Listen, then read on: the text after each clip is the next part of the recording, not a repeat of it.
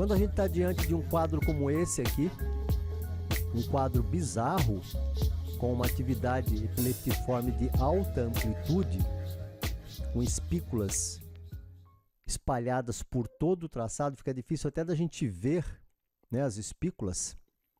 E se você for procurar localizar um foco aqui, você não acha, porque tem muita espícula. A gente pensa no que, pessoal?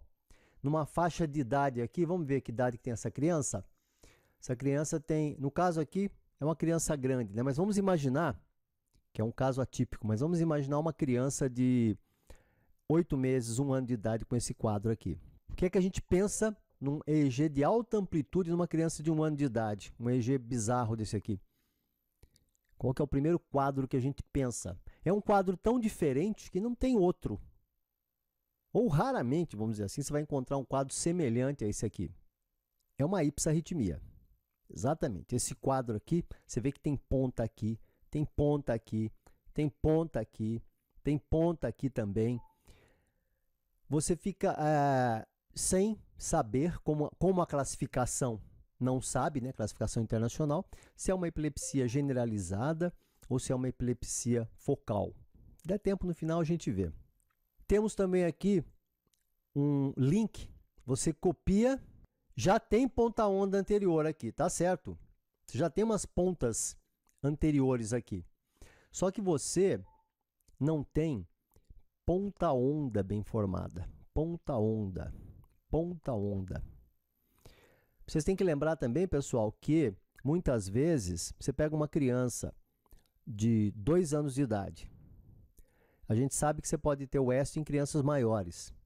Você fica em dúvida se é um West pelo traçado, né? Se é um West ou se é um Lennox, porque pode ser um traçado de transição. Então a gente vai procurar identificar o quadro clínico da criança para saber o que é aquilo. Então às vezes dá dúvida, porque você tem traçados de transição. Então nós temos aqui vários trabalhinhos que podem ser baixados. Aqui nós temos o quê? A criança aqui de 4 anos, 8 meses. Aqui você tem poliponta onda. Você tem poliponta onda. E a gente tem, entre essas polipontas ondas, você tem períodos eletrodecrementais. Você tem períodos em que você tem uma redução. Não chega a ser uma supressão, né? Porque isso aqui lembra um surto-supressão. Mas não é uma supressão em que você tem um traçado quase ISO. Você tem aqui ainda alguma atividade elétrica, até que importante, né? Por delta. Aqui a gente vai se reportar novamente ao quadro clínico da criança. Porque polipontas ou pontas ondas com período eletrodecremental, isso aqui pode ser uma hipsarritmia fragmentada também. Então a gente pode ter aqui uma hipsarritmia fragmentada, em que a gente tem períodos de supressão, por isso parece que existe uma sincronia, quer dizer, existe, né, uma sincronia e uma simetria entre esses períodos aqui de supressão. Quadros de transição pode ser também uma síndrome de Lennox-Gastaut. Esse quadro aqui ele pode ser também uma síndrome de Lennox-Gastaut, porque a gente tem as pontas ondas. Pode ser uma hipsarritmia? Vocês lembram que no espasmo infantil a gente pode ter poliponta ou ponta onda lenta também, seguido de um período de atenuação. Então, às vezes, a gente vai ter esses quadros que são quadros de transição, são quadros que confundem, né, uma síndrome ou outra, e a clínica ajuda a gente a definir. Mas como é que eu descreveria isso aqui?